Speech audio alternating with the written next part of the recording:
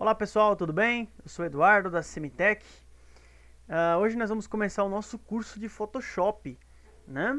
Lembrando que você pode nos encontrar lá pelo blog da semitech.com.br/blog.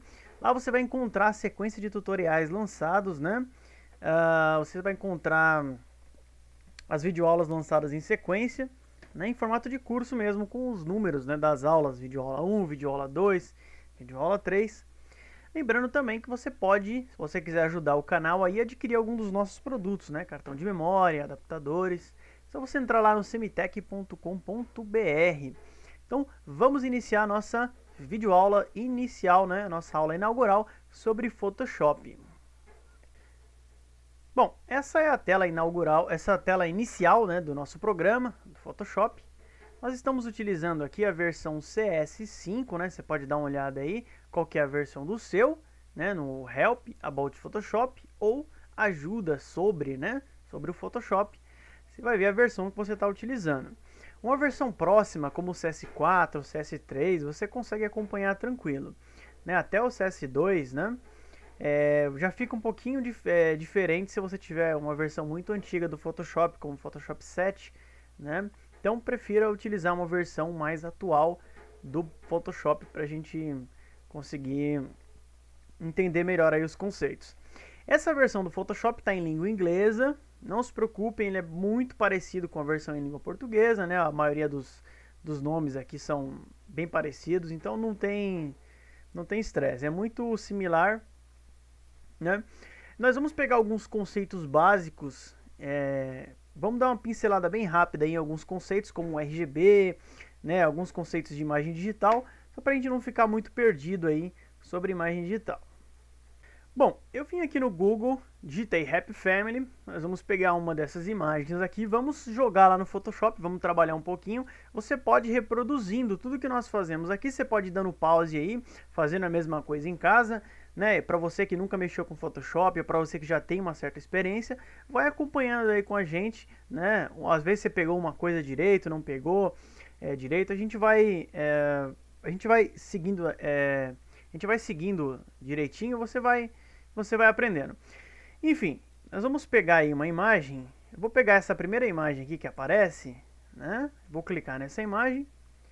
Você pode simplesmente fazer o seguinte, ó, clica com o segundo botão do mouse, né? Eu estou usando o Google Chrome aqui, se você utilizar o Firefox também, não tem muita diferença. Eu vou clicar em copiar imagem lá no Photoshop, no Fireworks, o nome é copiar imagem também, né? Nós vamos agora lá para o Photoshop, né? Bom, seguindo aqui no Photoshop, eu copiei a imagem lá. Uma coisa bastante interessante é que nós vamos colar a imagem aqui, né? Aqui a gente vai precisar criar aqui um arquivo novo em File New ou arquivo novo, né? Para quem está utilizando a versão em português, né? Uma coisa bem legal aí, ó, aqui, ó, clipboard, ou seja, a área de transferência. Então ele pega automaticamente o tamanho, né? A largura, a altura daquela imagem, né, e já coloca aqui. Se eu pressionar OK, eu vou ter o mesmo tamanho da imagem, é só eu colar, já vai ficar certinho. Aqui nós temos ainda resolução e modo de cor, né, e a cor do fundo, né, a cor do fundo a gente vai colocar branco mesmo. RGB é o sistema de cor para vídeo, né, RGB são as cores primárias, né, ó, vermelho, verde e azul, red, green, blue. Resolução aqui, na verdade, é a densidade de pixel por polegada. Na prática, o que vai acontecer se eu aumentar esse número? Por exemplo, o 72 geralmente é utilizado para vídeo, imagens web, fotografias em geral. Geralmente, quando a gente está utilizando uma coisa para impressão, que eu preciso de uma qualidade muito maior, geralmente a gente utiliza 300, né? Na prática, o que vai acontecer? A minha imagem vai ficar muito maior. Ou seja, a densidade de pixels, né, vai ficar maior para eu poder ter uma qualidade maior, né? Vou dar OK aqui. Eu posso simplesmente vir e colar a minha imagem, ó. Edit, Paste ou editar, colar. Bom, colando a minha imagem aqui, nós vamos agora analisar alguns conceitos importantes do Photoshop. Algumas coisas bem simples, né, que a gente está habituado aí, que a gente vai se habituar, né, você vai se habituar aí durante o uso do programa, né. A nossa barra de menus, né, nós temos uma barra de menus aí, onde todas as opções do programa estão concentradas, né?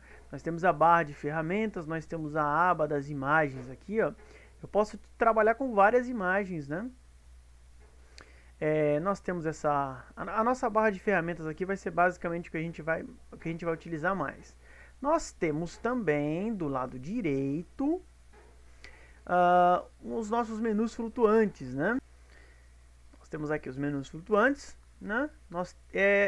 Geralmente ela está minimizado aqui, ó. Só você dar 2 cliques em cima de cada um dos nomes, né? Que ela aparece para você, ó. Color, swatches, styles, né? Você pode dar 2 cliques, ó, minimizar. A ideia, pessoal, é você deixar o teu ambiente de trabalho mais limpo possível, né? Tira tudo da tela que você não vai utilizar, mantém apenas o que você está trabalhando no momento. Uma coisa muito importante que a gente vai utilizar são as layers, ou seja, as camadas, né? As camadas, né? A sobreposição de elementos, né? A gente vai ver melhor isso nas próximas aulas, certo? Eu posso comprimir esses menus também, ó, deixar eles menores, né? Enfim, eu posso deixar minha tela bem limpa se eu quiser, né? O ideal é deixar assim mesmo esse painel, né? Lembrando que esse painelzinho aqui, a gente pode ativá-lo aqui, ó, Window, né? Ou janela, né? Você vê que tudo que aparece aqui, ó, tá marcado aqui, ó, Layer, né? Ó, cliquei, ó, o Layer sumiu, e agora? Só você ir lá no Window, de novo, Layer, né? Uma coisa interessante é que a gente pode salvar, né, os tipos, né, de áreas de trabalho do programa que a gente está trabalhando, né? Por exemplo, eu posso clicar aqui, ó, New Workspace, ou nova área de trabalho, e colocar aí, vou colocar aqui, ó, espaço de trabalho, né? Ok, né? Salvar. Pode ver aqui, ó, que eu tenho o meu espaço de trabalho que eu estou utilizando, né? Então, basicamente, se eu modificar tudo, modificar alguma coisa, por exemplo, vou mudar alguma coisa aqui. Eu posso vir aqui novamente no Windows e colocar Reset, né? Ele vai voltar do jeito que estava, né? Então não tem muita dificuldade, certo? Bom, voltando ao lado esquerdo da minha tela, nós temos a nossa barra de ferramentas aqui, que ela é de extrema importância. Você pode utilizá-la deste modo ou pode utilizá-las assim. Nós vamos, ao longo do curso, aprendendo algumas das ferramentas aqui, né? Não tem como explicar tudo agora, porque não teria um contexto adequado para que você entenda. Então, nós vamos ver cada uma delas de acordo com a necessidade, né? Bom, o que é importante saber agora é que, bom, aqui nós temos a ferramenta Mover, né? O Move Tool, que é para você mexer o bitmap dentro da tua área de trabalho, dentro do teu palco, digamos, né? As ferramentas, ó, elas estão organizadas em categorias, né? As ferramentas de tratamento, ferramenta de seleção, mover, né? Aqui nós temos algumas ferramentas também de desenho vetorial, né? Ela trabalha com esse princípio vetorial, né? Nós temos também aqui, né, algumas ferramentas com relação à tela, né? Zoom, por exemplo, né? Lembrando também que você pode utilizar o teclado se você quiser dar zoom, né? Você pode, ó, clicar, dou um zoom aqui, eu posso pressionar Ctrl- também, ó, né? Enfim, geralmente com o tempo você naturalmente vai dando preferência para o teclado, né? Bom, uma coisa importante da gente saber é que geralmente as ferramentas elas têm uma setinha para baixo. O que significa isso? É que as ferramentas estão agrupadas, ó. Quando eu dou um clique seguro aqui, ó, ferramenta laço, laço poligonal, laço magnético, né? Então você pode fazer isso aí com as outras ferramentas também, ó. Clicando e segurando, você tem aí várias ferramentas que pertencem a essa mesma categoria, certo? Pessoal, uma ferramenta importante também, né, aqui no Windows, nós temos o Navigator, né? O que é esse Navigator? Você pode até incorporá-lo aqui também, se você quiser. Você pode incorporá-lo aqui. O Navigator, ele nada mais é do que uma ferramenta de navegação pela imagem. Quando você der um zoom, você pode navegar pela imagem, ó, clicando nela. Você pode deixar ela suspensa também, você pode incorporar lá o painel, né? Ó, vou dar um zoom bem grande aqui na imagem. Isso aqui é interessante, pessoal, esse zoom bem grande aqui, para que a gente possa entender uma coisa que são os pixels. O que são os pixels? Quando eu falo que uma imagem tem 1024 por 768, eu estou falando de pixel, né? Então, o que vem a ser o pixel? O pixel é cada um desses quadradinhos, ó. Você pode notar que cada um desses quadradinhos tem um tom diferente, apesar da cor ser bastante parecida, é um tom dessa cor diferente e números desses tons juntos formam uma imagem. É interessante a gente analisar que nós estamos utilizando a ferramenta RGB, o sistema de cor RGB. O sistema de cor RGB ele vai do 0 ao 255, né? Ó, tem o 0, eu posso, ó, vermelho puro, 25500, verde puro, 02550, né? O amarelo, ó, 2552550, branco, ó, você joga tudo 255. Então, esse é o famoso sistema RGB, né? Formação das imagens aí para a gente trabalhar, certo? Isso é uma imagem digital, isso é um bitmap, né? Bom, agora nós vamos dar uma olhada aí nos formatos de saída da nossa imagem, né? O que vem a ser o PSD, o que vem a ser o JPEG, o PNG, o GIF, né? Esses formatos de imagem aí que provavelmente você já ouviu falar. Você provavelmente já viu alguma imagem JPEG no seu celular ou na internet, né? Você já deve ter ouvido falar, e se não ouviu não tem problema, a gente vai introduzir esses conceitos aqui, sobre o PNG, sobre o GIF, né?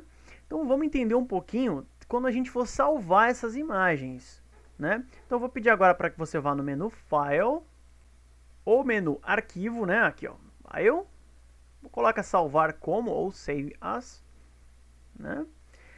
Aqui, ó, nós temos a nossa janelinha, ó, Salvar Como. Aqui eu tenho uma pasta, né? Aqui a gente pode ver, eu já tenho uma imagem que eu salvei aqui, ó, teste.psd. O que é esse PSD? O PSD é o formato de projeto desse trabalho que eu fiz no Photoshop. Como assim? Por exemplo, digamos que eu tenha feito aí um trabalho bem detalhado, uma coisa que me custou várias horas e tal. Digamos que eu tenha trabalhado com mais de 30 camadas, com máscaras, com vários recursos do Photoshop. Eu não vou... Quando eu salvo isso para JPEG, eu não vou manter nenhuma dessas camadas, né? Quando eu salvo isso em PNG, eu não vou manter nada disso, né? Quando eu salvo isso em GIF, também nada disso. Então, quando eu precisar preservar o que eu trabalhei, eu vou utilizar o PSD. Lembrando que o PSD não é uma imagem, eu não posso mandar um PSD para o Facebook, por exemplo, vou postar uma foto em PSD com os meus amigos. Não existe isso. O PSD é um projeto do seu trabalho no Photoshop, né? Então eu posso salvar aqui, ó, save, né? Eu vou substituir, né? Vou dar OK. Salvei a minha imagem. Fica marcado aqui para mim, ó, teste.psd. Aqui o zoom da imagem, aqui a layer, né? Ou seja, a minha camada, né? E o sistema de imagem que eu estou utilizando. Voltando lá para o salvar como, nós vamos ter ainda outros formatos. Quais são esses outros formatos? Nós temos uma lista enorme de diversos formatos aí. Vai depender da plataforma, vai depender do tipo de programa que você está utilizando. Nós vamos falar apenas das mais conhecidas, como por exemplo o BMP.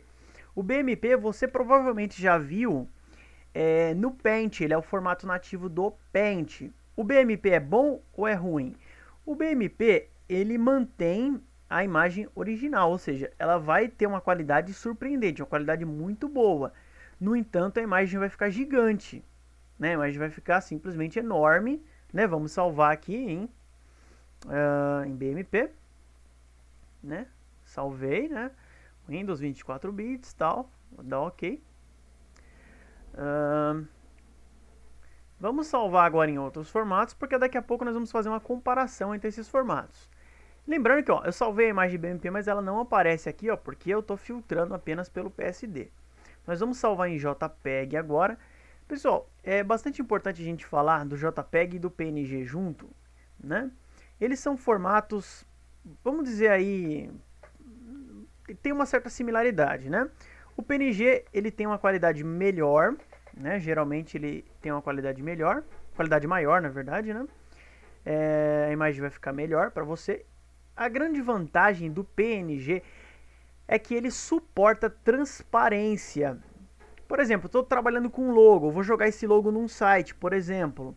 Eu quero jogar essa cor de fundo transparente, né? Porque aí eu posso colocar o fundo da cor que eu quiser sem que interfira na imagem. Então, eu posso jogar aqui um fundo transparente, né?